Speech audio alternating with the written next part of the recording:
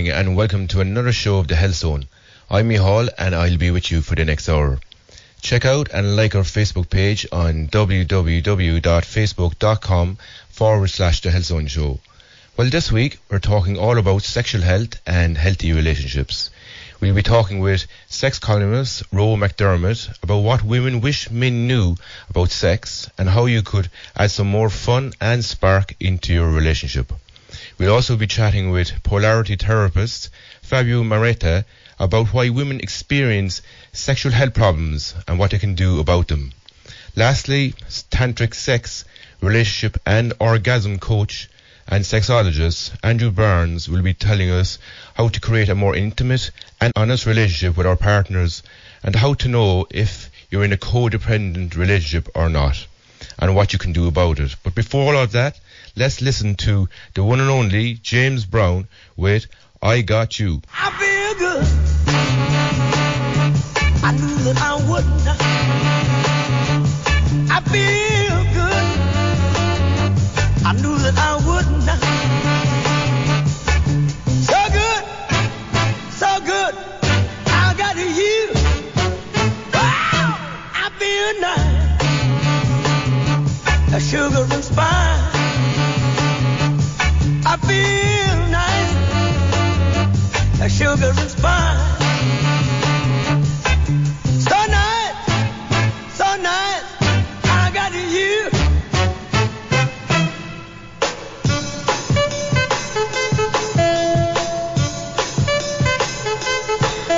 When I hold you in my arms, I know that I can't do no wrong.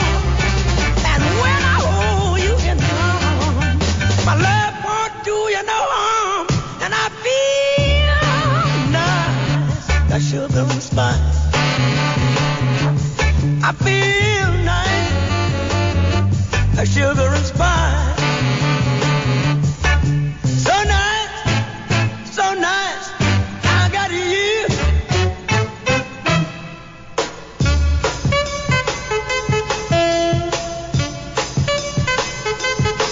When I hold you in my arms, I know that I can't do no wrong. And when I hold you in my arms, my love can't do me no harm. And I feel nice, that sugar and spice. I feel nice, that sugar and spice. So nice, that I got you. Wow, I feel good. I knew that I wouldn't. I feel good. I knew that I would. So good, but I got you. So good, but I got you. So good, but I got you.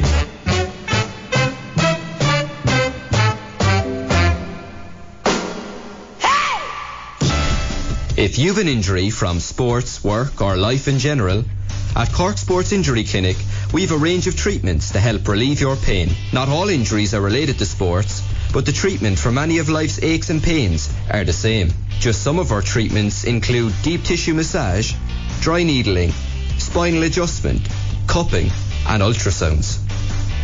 To find out how Cork Sports Injury Clinic can help you, contact us on 087 74 27 654 or check out our website at www.corksic.ie. Cork Sports Injury Clinic, providing quality treatment that will have you back in the game.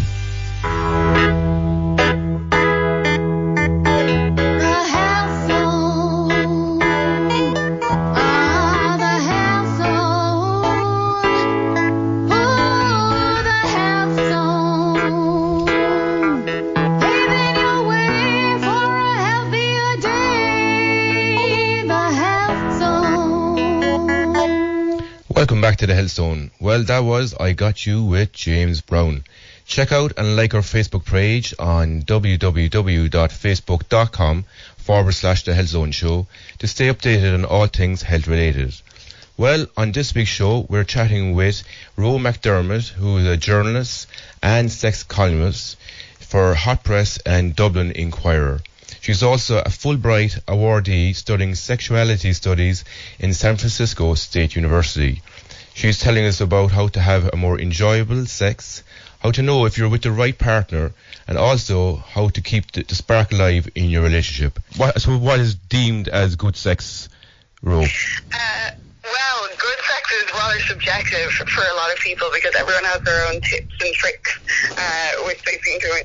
But generally, for everybody, I think Dan Savage is an amazing sex columnist out in the States, and he's called before that I think and it's being GGG, which he comes to mean is good, giving, and game. So he means good, so you've amassed hopefully a few skills, so you're not making any very clumsy mistakes, that you're giving, that you're generous, and you want to be able to please your partner, and you're not selfish in bed.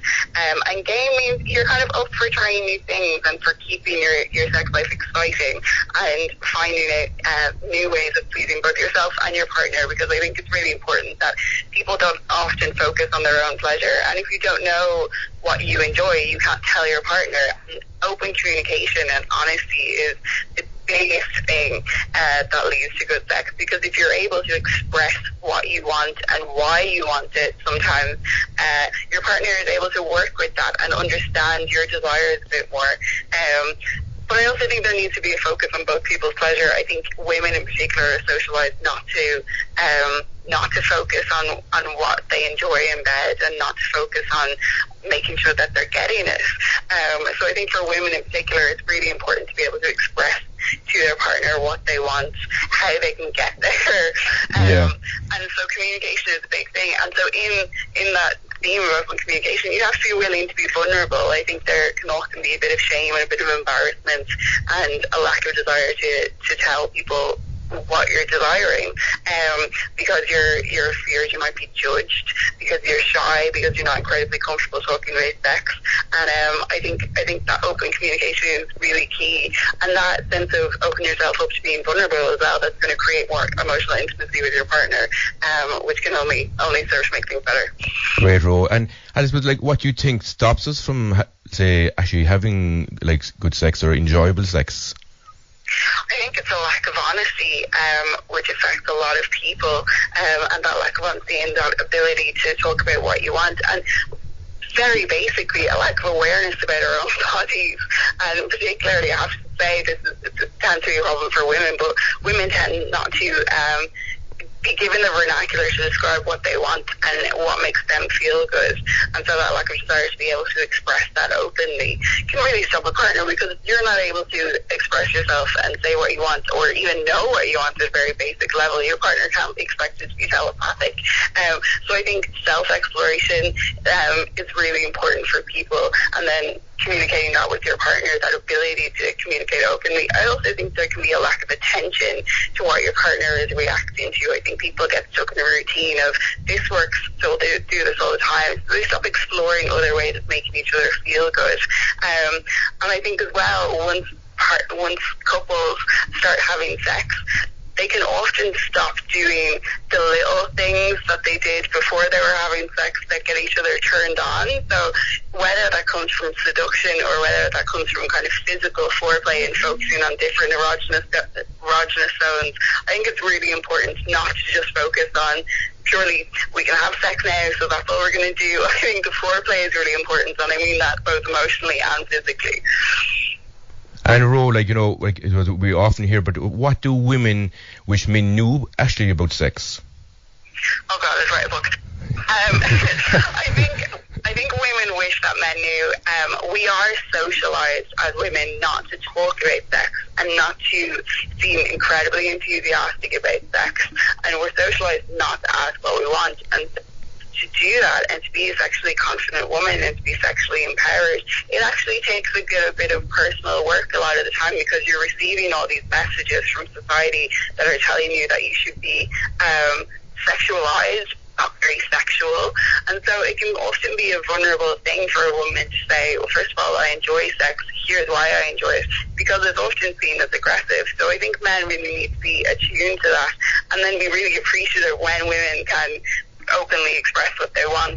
I also think there is that aspect that women have a lot of erogenous zones, and there's a great phrase that men are like microwaves and women are like slow cookers, and so women might take a little more time to get turned on, and there are certain things that we need to feel comfortable and we need to feel safe in order for the sex to physically be better.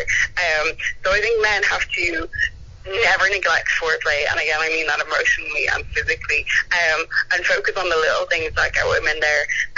So whether that's kind of kissing and physical foreplay and focusing not just on man pleasure and penetrative sex and focusing on all the things that come before that, I think that's really important. Women also need to feel sexy, and I think in a different way to men can feel affected by outside stress, and that can really hurt their libido. And then particularly if sex is demanded in that state, it can become or feel a bit like a chore or something that's, you know, an added stressor.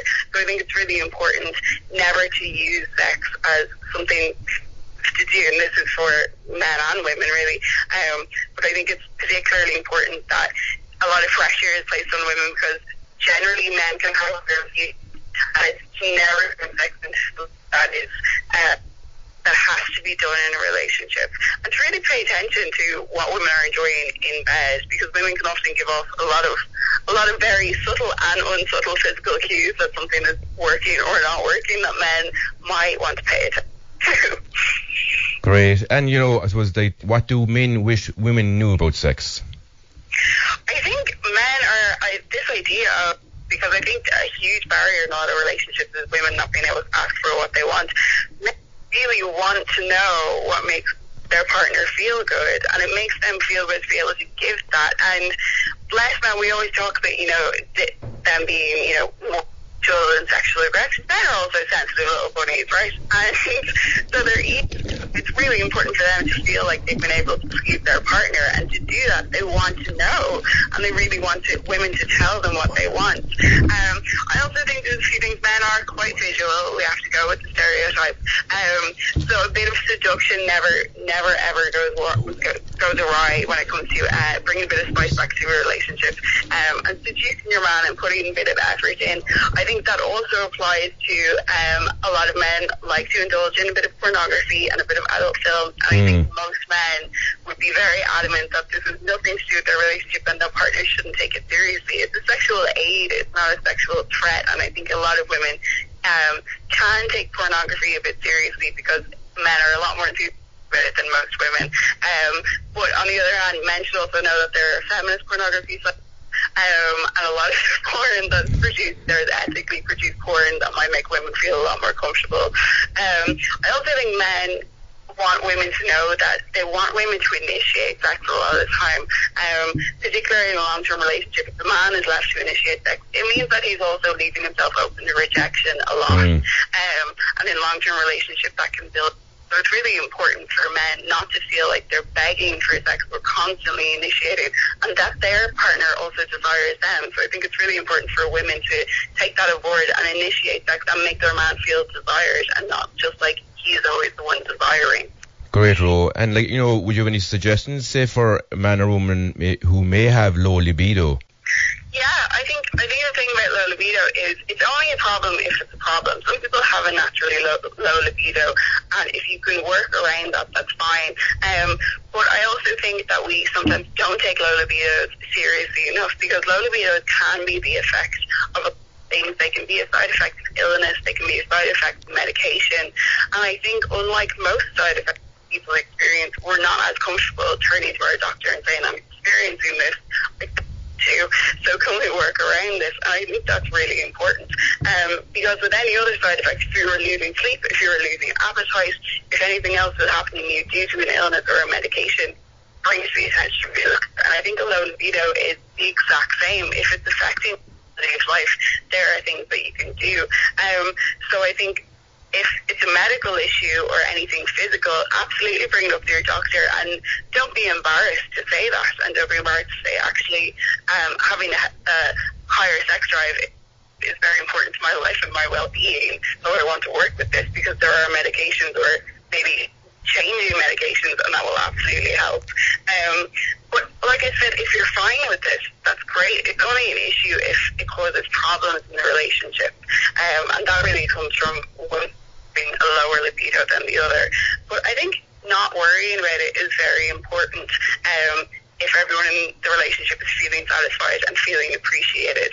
So don't problematize things that aren't necessarily a problem, but if they are, just be aware of the effect they might be having.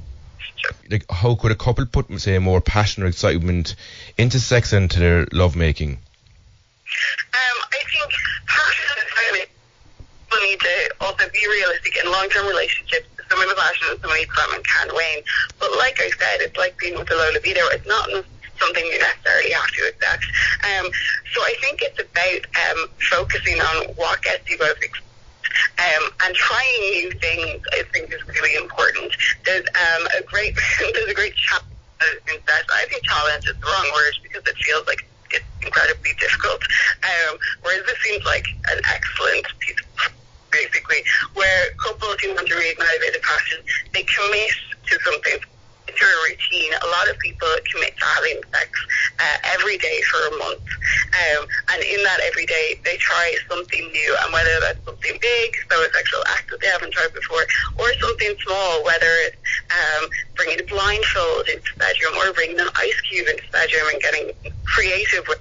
I think trying something a little bit new, it makes it feel exciting, and it makes people feel excited about it, even if it's just a tiny little change. It gets them thinking about their sex life. If you're focused on, if you have kind of a routine in place, it gets you thinking about it, and it gets you thinking about it in a kind of more productive way, rather than oh yeah, sure, we might have sex tonight. It's that, no, this is going to happen, and what can we do to inject a bit of romance? So it means that people go off and they look up things that they haven't tried before.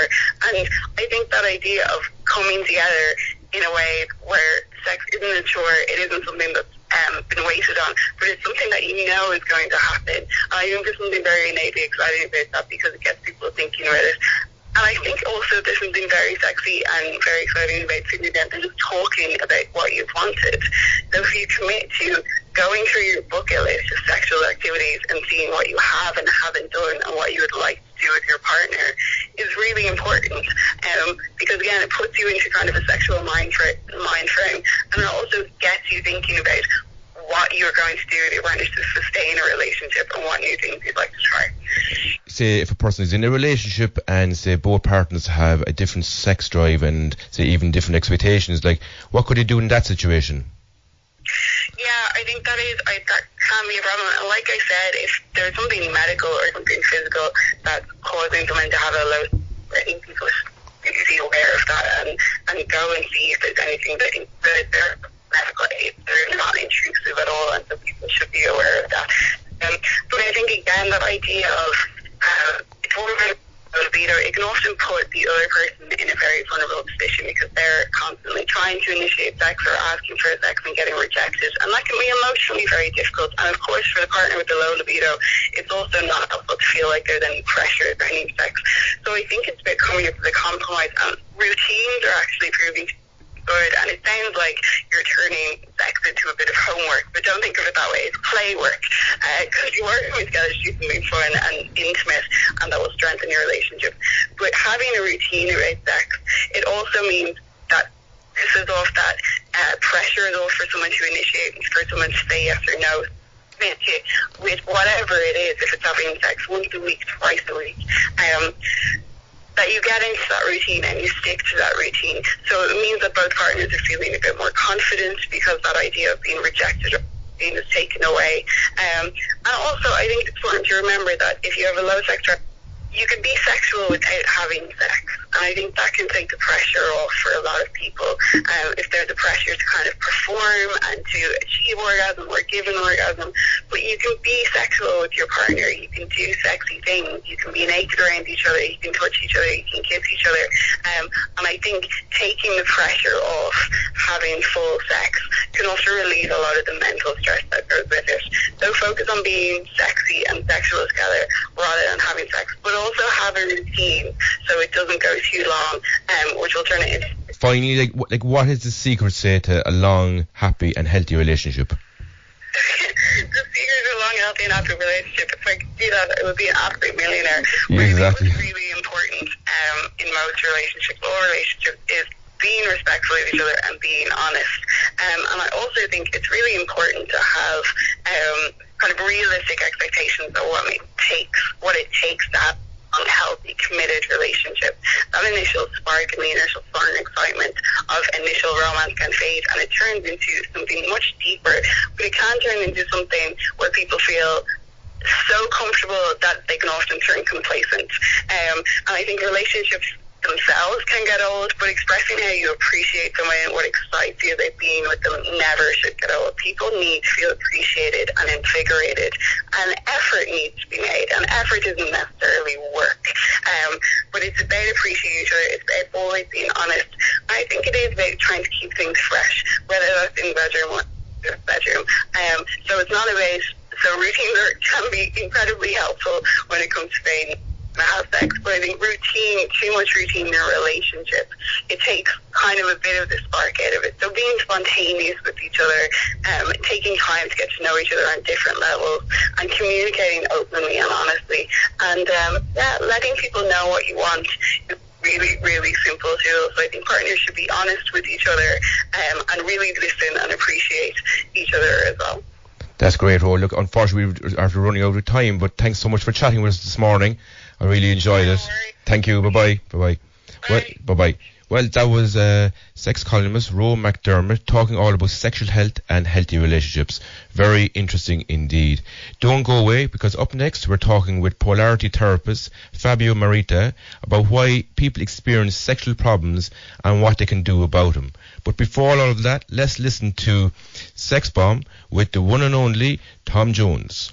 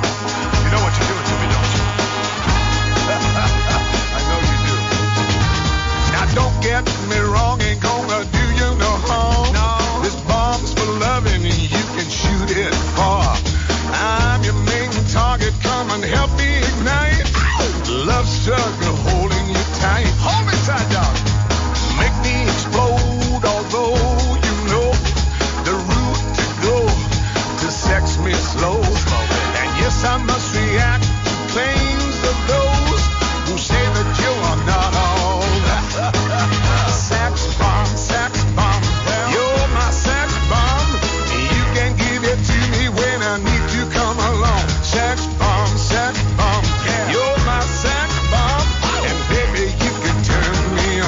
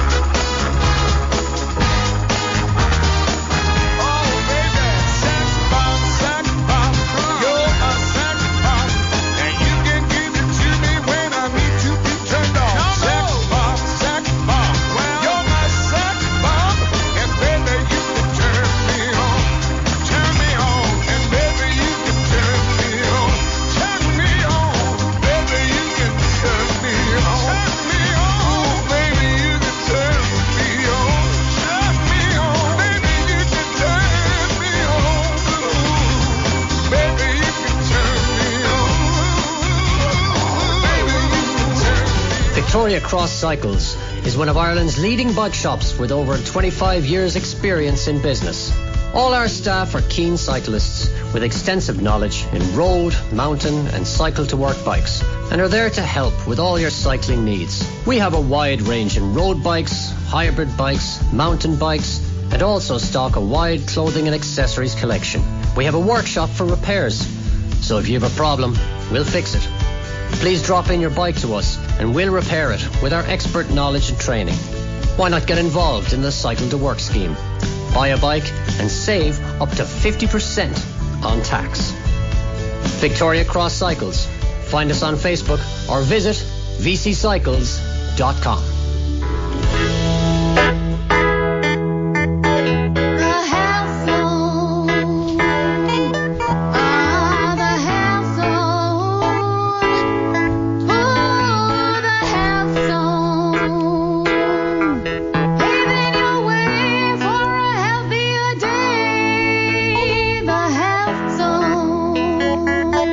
Welcome back to the Health Zone. Well, that was the one and only Tom Jones with Sex Bomb.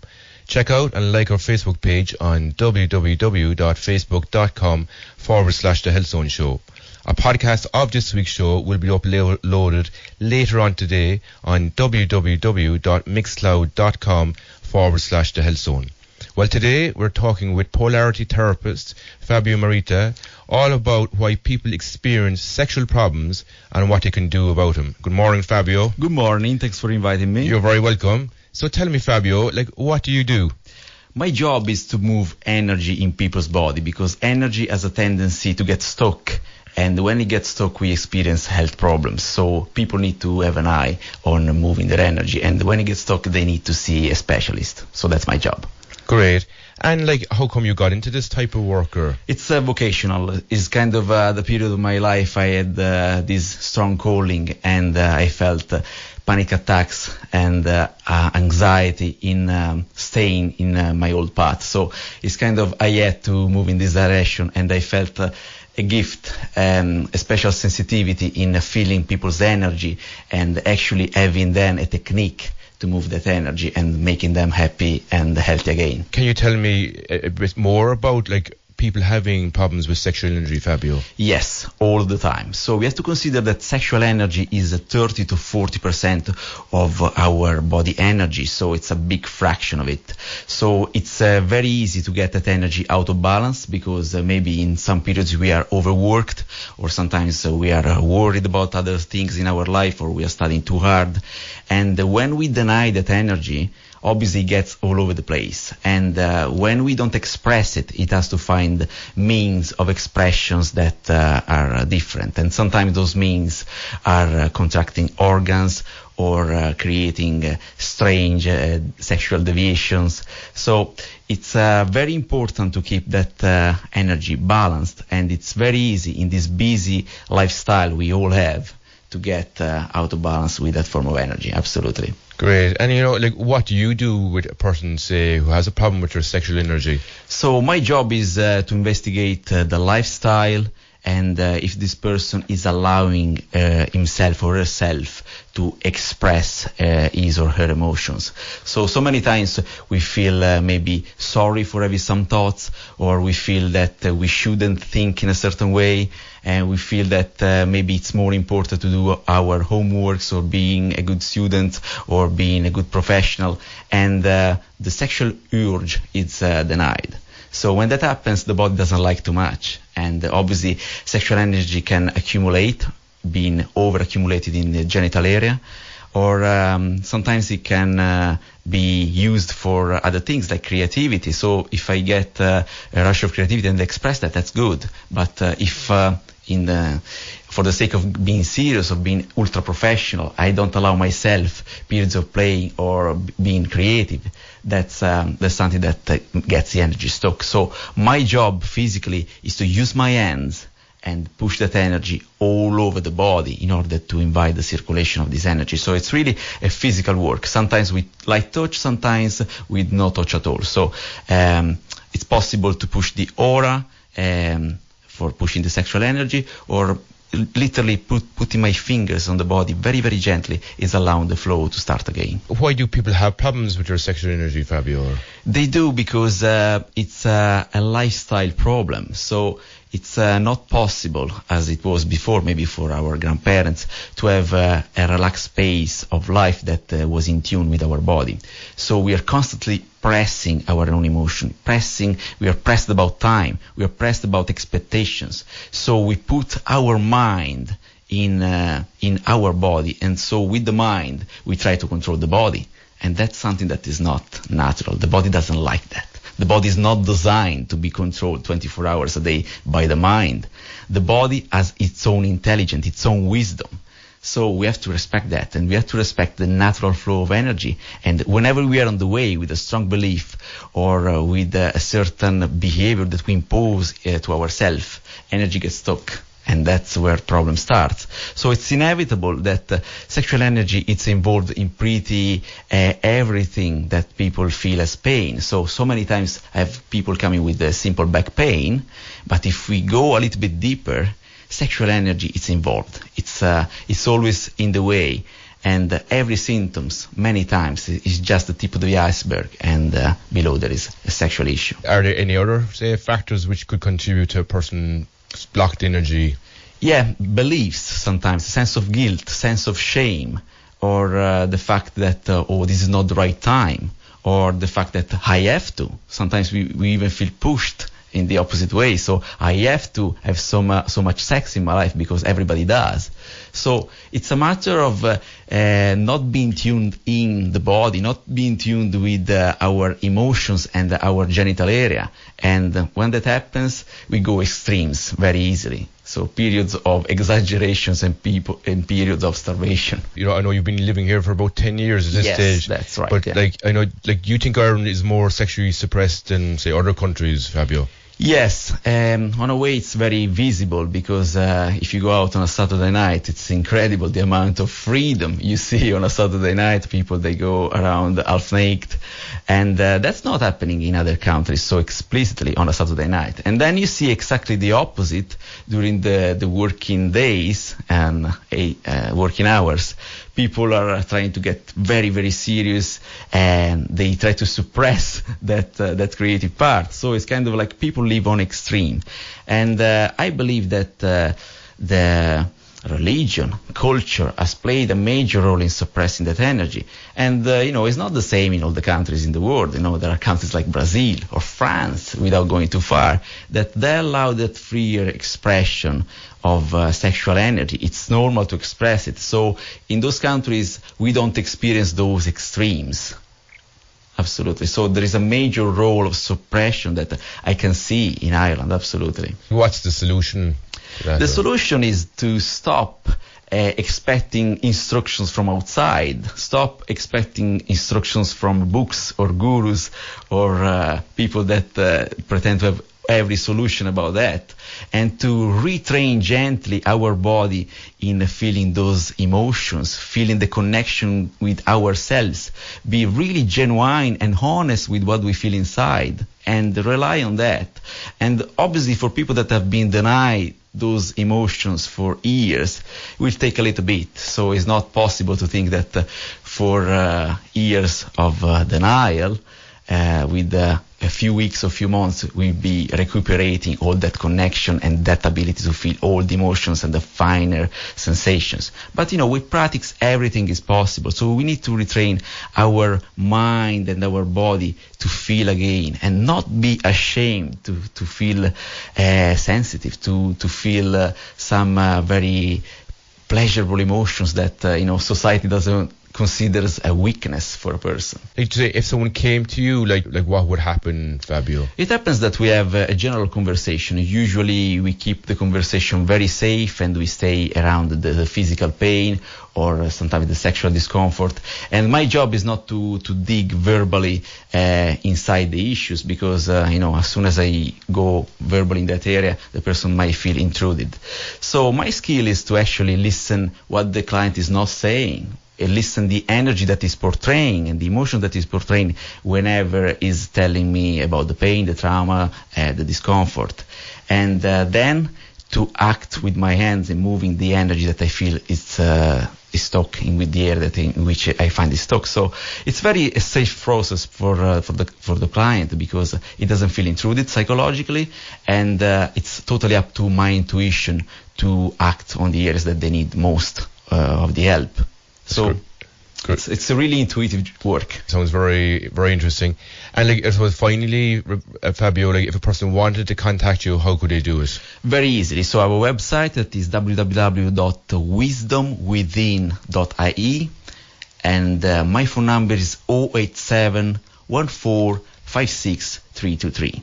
That's great, Fabio. Well, look, thanks so much for coming in today. Thank you again for inviting me. You're very welcome. Pleasure. You're welcome. Thank you very much, and the best luck with everything. Thank you very much. You're welcome. So, if anyone wants to find out more about Fabio's work, you can log on to www.wisdomwithin.ie or call 087 145 6323. That's 087 145 6323. Well, stay tuned, because up next we'll be talking with Tantric sex, relationship and orgasm coach and sexologist Andrew Barnes, all about how to create more intimate and honest relationships with our partners, and also how to know if you're in a codependent relationship or not, and what to do about it. But before all of that, let's listen to I'm Too Sexy with the one and only Right Said Fred. I'm too sexy for my love, too sexy for my love, love's going to leave me.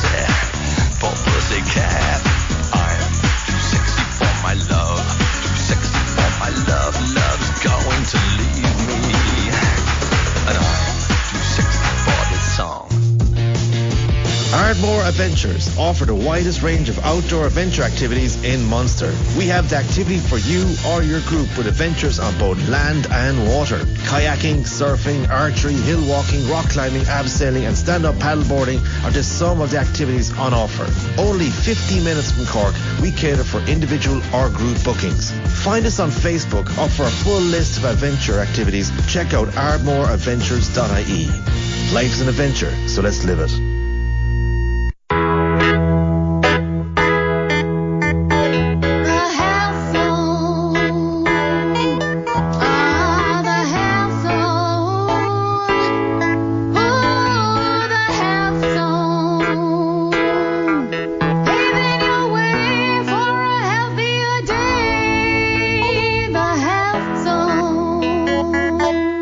Welcome back to the Health Zone. Check out and like our Facebook page on www.facebook.com/The Health Zone Show.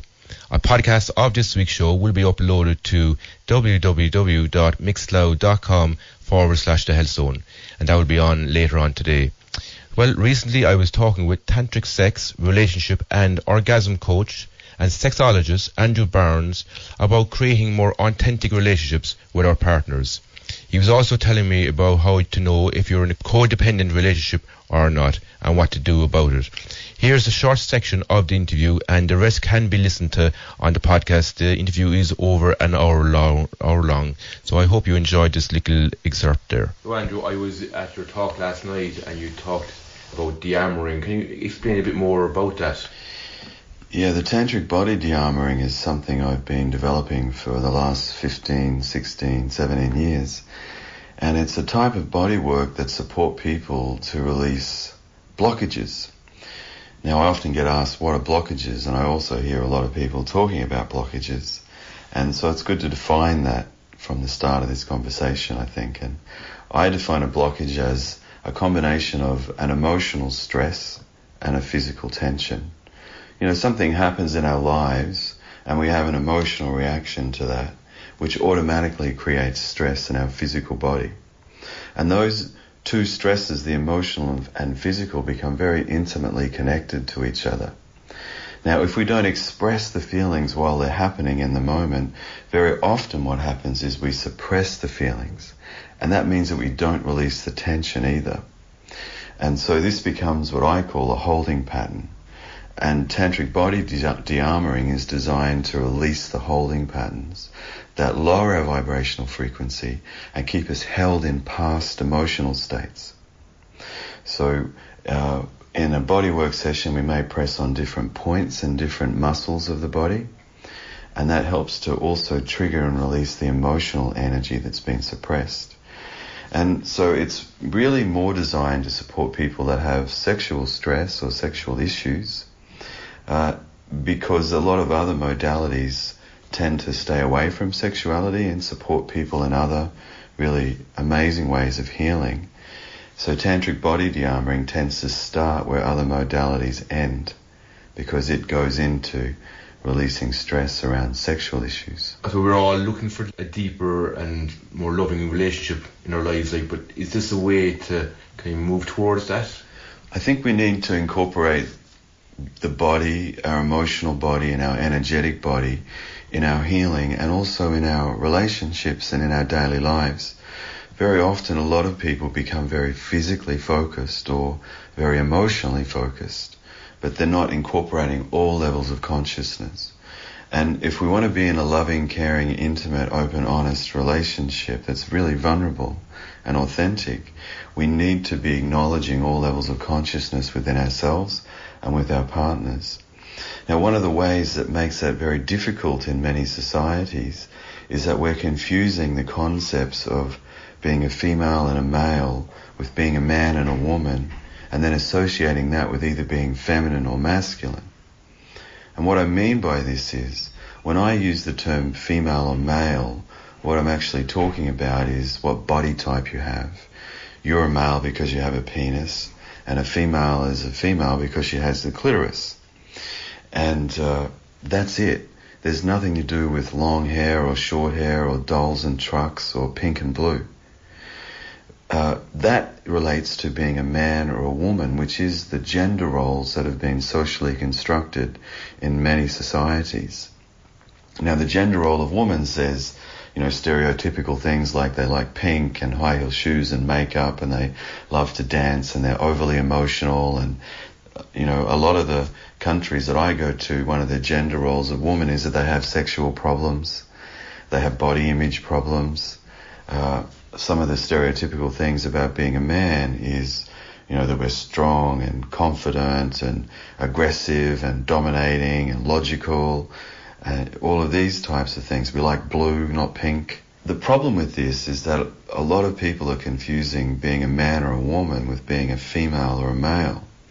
We actually believe nowadays that being a man or a woman is some kind of genetic thing, that little boys are genetically drawn to blue and little girls are genetically drawn to pink. When, in actual fact, prior to the 1900s, pink was considered a very male colour. It was a strong, passionate colour for men, and blue was considered a very delicate and dainty colour for women. That's why when you see statues of Mother Mary, she's wearing blue, because it was a female colour.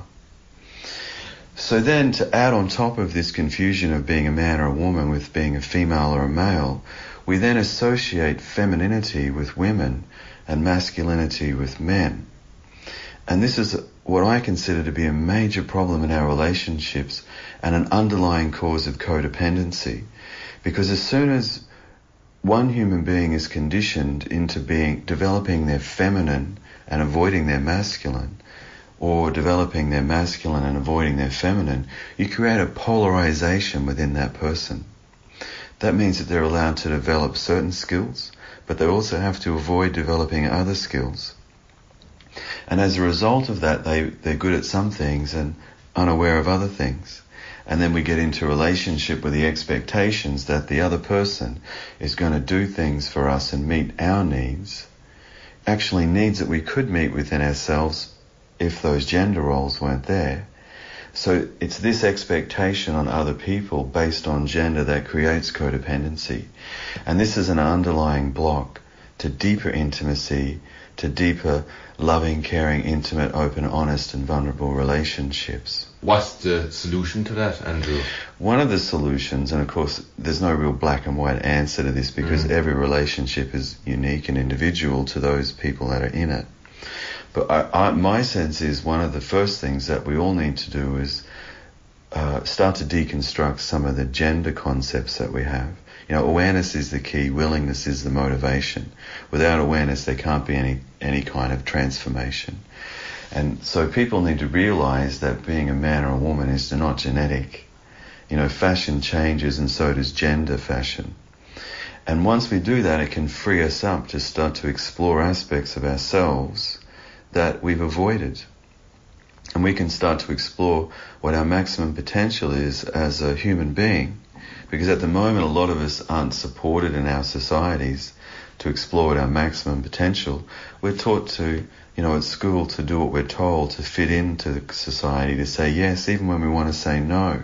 We're not taught to develop these more mature qualities that we need to be fully functioning adults and to have fully functioning mature relationships. So by deconstructing our gender roles, we can then start to explore femininity and masculinity within ourselves. There's a spiritual teacher from India called Osho, and he talks about, or he has a saying which is something like, it's only when the feminine and masculine are united that a Buddha can be born. Now in our societies, we're not taught to integrate our feminine and masculine within self. We're taught to polarize and then to associate with a sex type. I don't know about you, but when I went to school, I was considered successful if I was very masculine. I played sports and fighting and games, and it was all very masculine, and you were successful. The boys that weren't very masculine weren't successful. Was that your experience? Oh, very much so, yeah. Right. Yeah. I think Australia and Ireland are probably very similar in lots of ways. And the same for females. The more feminine they are, the more successful they're considered. And then, of course, if we want to maintain that success, we need to maintain this facade of cultivating the masculine or the feminine and avoiding the other one. But the reality is, inside every male is a feminine essence as well as a masculine. Inside every female is a masculine essence as much as a feminine essence. And I long to live in a society where we're all supported and encouraged and loved to develop our feminine and masculine. And what a society that would be. Because now some people listening may be thinking, what? We don't want to develop the masculine anymore. And Ardmore Adventures offer the widest range of outdoor adventure activities in Munster. We have the activity for you or your group with adventures on both land and water. Kayaking, surfing, archery, hill walking, rock climbing, abseiling and stand-up paddleboarding are just some of the activities on offer. Only 50 minutes from Cork, we cater for individual or group bookings. Find us on Facebook or for a full list of adventure activities, check out ardmoreadventures.ie. Life's an adventure, so let's live it.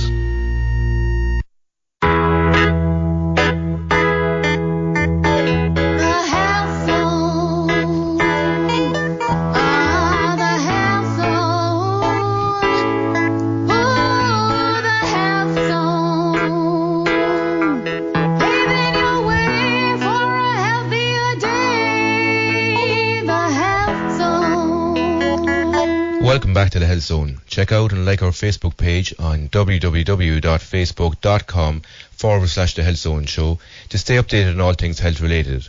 Well, that was a short clip from an interview I did with Tantric sex, relationship and orgasm coach and sexologist Andrew Burns. You can listen to the rest of the interview on our podcast on www.mixcloud.com/The Health Zone. Well, just to let you know about the winners for the Townlands Carnival taking place on this July the 10th near Macroom. The winners are Lucille Bunn and Shane Crossan. Well done, guys, and enjoy that fantastic festival. Well, that's all for this week, folks. Tune in next week for more exciting happenings in the areas of health. Next week, we'll be talking about how to stop smoking and the many reasons and benefits to do. Until then, here's the one and only Nina with 99 Balloons. You and I in a little toy shop, buy a bag of balloons with the money we've got, set them free at the break of dawn, till one by one they were gone. Back at base, box in the software, flash the message, something's out there, floating in the summer sky. 99 red balloons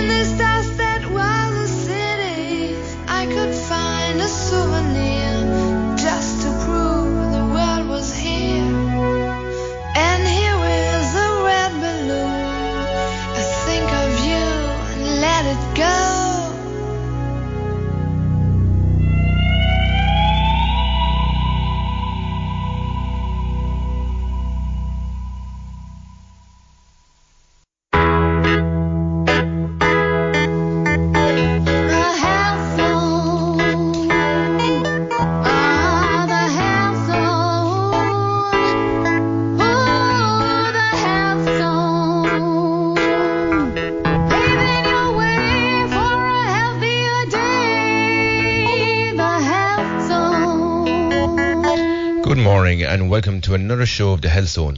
I'm Mihal and I'll be with you for the next hour. Check out and like our Facebook page on www.facebook.com/The Health Zone Show. Well, this week we're talking all about sexual health and healthy relationships. We'll be talking with sex columnist Roe McDermott about what women wish men knew about sex and how you could add some more fun and spark into your relationship. We'll also be chatting with Polarity Therapist Fabio Moretta about why women experience sexual health problems and what they can do about them. Lastly, Tantric sex, relationship and orgasm coach and sexologist Andrew Barnes will be telling us how to create a more intimate and honest relationship with our partners and how to know if you're in a co-dependent relationship or not and what you can do about it. But before all of that, let's listen to the one and only James Brown with I Got You. I feel good. I knew that I wouldn't. I feel good. I knew that I wouldn't. So good, so good. I got you. Wow, I feel nice. A sugar and spice. I feel nice. A sugar and spice. So nice, so nice. I got you.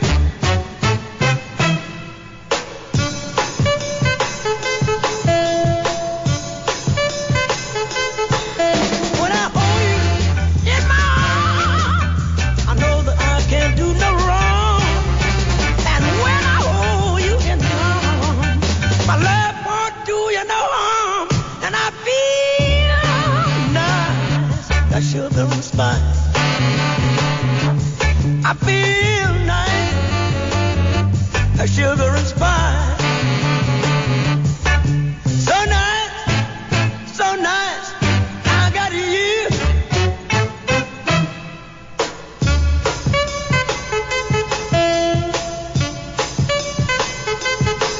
When I hold you in my arms, I know that I can't do no wrong. And when I hold you in my arms, my love can't do me no harm. And I feel nice, that sugar and spice. I feel nice, that sugar and spice. So nice, so nice, that I got you. Wow, I feel good. I knew that I wouldn't. I feel good. I knew that I would. So good, but I got you. So good, but I got you. So good, but I got you.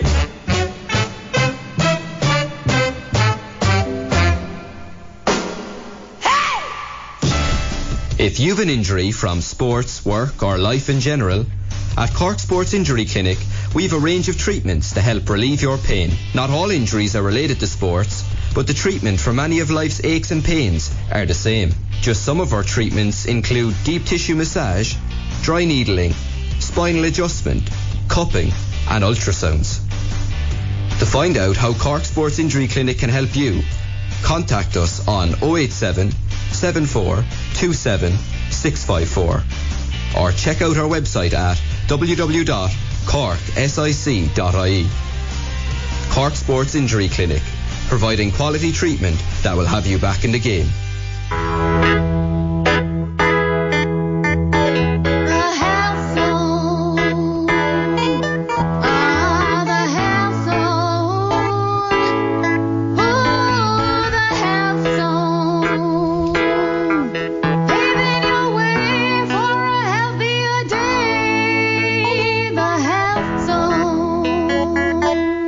Welcome back to the Health Zone. Well, that was I Got You with James Brown.